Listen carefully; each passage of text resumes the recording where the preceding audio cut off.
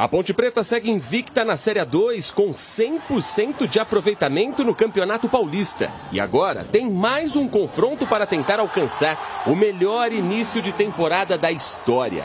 Em 2008, a Macaca venceu os 4 primeiros jogos na Série A1, mas acabou sendo derrotada na 5ª rodada pelo Bragantino. Agora, jogando em casa, basta um empate com o Taubaté para confirmar o novo recorde. Com a boa fase da equipe na temporada, que somou todos os pontos possíveis até aqui e na liderança do campeonato, a diretoria aproveitou o momento e estipulou a meta de atingir 10 mil torcedores no Moisés Lucarelli neste sábado. Na partida de quarta-feira contra o Monte Azul, a Macaca registrou público de cerca de 6.500 torcedores. Para o jogo de amanhã, o preço dos ingressos foi mantido. R$ 20,10 para a meia entrada na arquibancada geral, R$ 40,20 a meia entrada no setor VIP e R$ 100,50 a meia entrada na vitalícia. Além disso, crianças com menos de 12 anos não pagam. De olho na 5ª rodada, a Alvinegra já tem um desfalque garantido. Léo Naldi foi substituído ainda no primeiro tempo da partida contra o Monte Azul, após sentir um incômodo muscular e não vai atuar na partida de amanhã. O Naldi é problema para o próximo jogo. E se ele não for problema, eu não vou usá-lo para o próximo jogo. Né? Daqui a pouco foi até um pequeno erro meu. Porque o Naldi ressentiu um pouco ontem, um pouco mais cansado. Eu tirei a carga do trabalho todinha ontem. Mas é um jogador muito voluntarioso, com muita saúde. Mas não fisgou. Né? Não fisgou, não teve uma fisgada, embolou. Então a gente já fica mais não tranquilo, né? Mas não tem problema. Não jogar Naldi, joga Fraga e a nossa vida vai continuar. Sem Léo Naldi, a tendência é que Fraga seja o volante titular da partida. No último jogo, foi ele quem substituiu o camisa 5 da Macaca. Gostei do que foi feito e o Fraga é um jogador que eu tenho hoje como um dos jogadores mais importantes da equipe, porque é o retrato do nosso time, o Fraga é o retrato do futebol atual. Jogador que chega desconhecido, ganhando uns valores baixíssimos para um time de Série B. E tudo que ele galgou aqui, ele galgou com trabalho. Então ele tem um contrato renovado, um contrato prolongado, com novos valores. O técnico Hélio dos Anjos também conta com a volta de suspensão automática do zagueiro Guilherme, mas ele deve ficar como opção no banco de reservas. Assim, a Ponte Preta deve entrar em campo com Kaique França no gol, o Everton, Thiago Oliveira, Matheus Silva e Arthur na zaga, Amaral, Fraga, Júnior Tavares e Elvis no meio-campo, enquanto Pablo Diego e Gé formam a dupla de ataque. Vamos lá, Tigrão, você que vai comentar o jogo pela Rádio Bandeirantes, o que significa esta ausência do Léo Naldi? Já disse aí, né, mesmo, porque o que falou o Hélio dos Anjos, e até mudou o semblante quando ele falou a respeito disso, que não houve a fisgada, porque a fisgada é justamente aquilo que tira o atleta 15, 20 dias, deixa inativo. Ele falou embolou. Ele embolou, né? O músculo embolou. Mas ele disse que mesmo que ele tivesse condições, quando passasse pelos exames, já ia dar uma folga para o atleta para não complicar esse tipo de lesão. Então joga o Fraga. O que significa essa alteração? Então, fora a questão do embolou ou fisgou, ele disse o seguinte: foi um erro meu, não devia nem ter escalado, antes de embolar. Aí ele está sendo humilde, sendo verdadeiro, ao dizer que o Leonaldi estava com alto risco. Aí já tem que se falar do CK, né? Daquele exame de prevenção.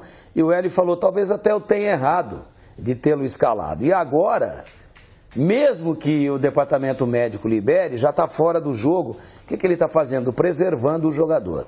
E o que significa isso? Se o Fraga entrar tão bem como entrou contra o Monte Azul, aliás, a Ponte jogou melhor depois que o Leonaldi saiu. Não que o Leonaldi não seja importante. É um dos já devia estar incomodando alguma coisa. Mas ele não vem bem há algum tempo, Batista. Esse negócio de Vasco, Botafogo e tal, o Leonaldi, tecnicamente, não é nem a sombra daquele jogador que nós aprendemos a admirar. Ainda assim, ele é um dos pilares desse elenco. E faz falta sempre. Só que eu acho, posso estar enganado, né? Mas que isso aí mexe, especialmente com um garoto desse daí, ó.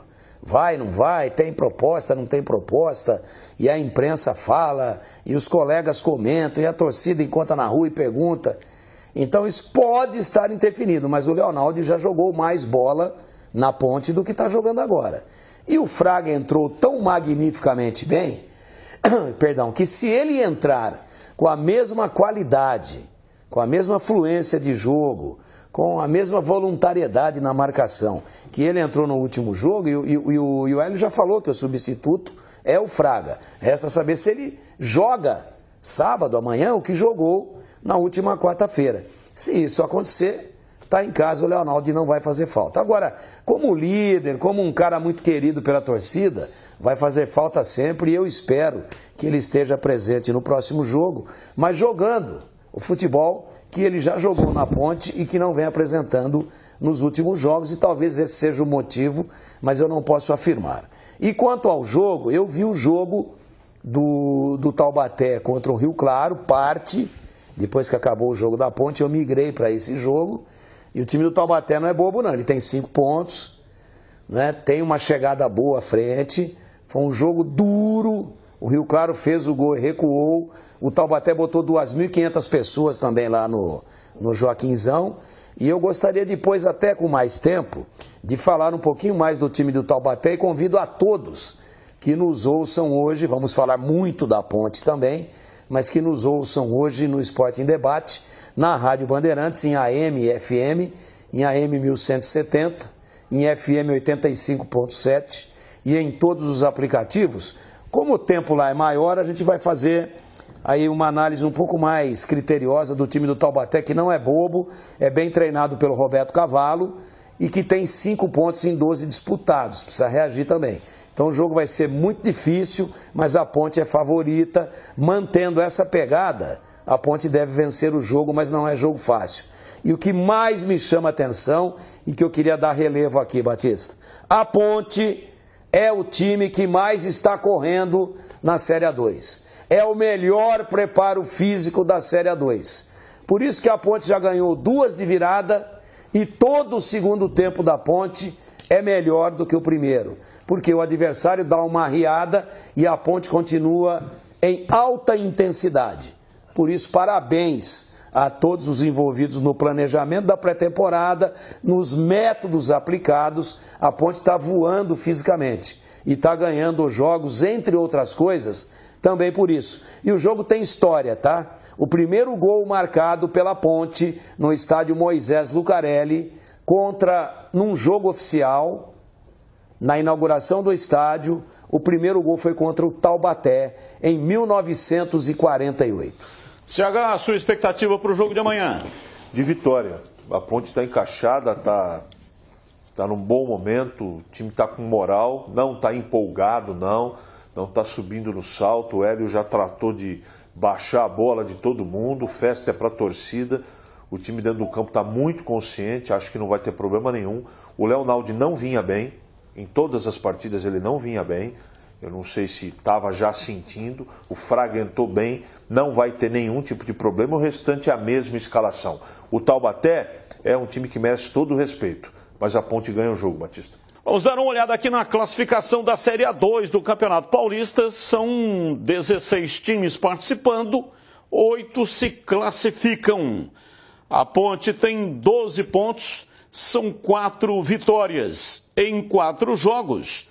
Primavera, grande campanha do Primavera, hein?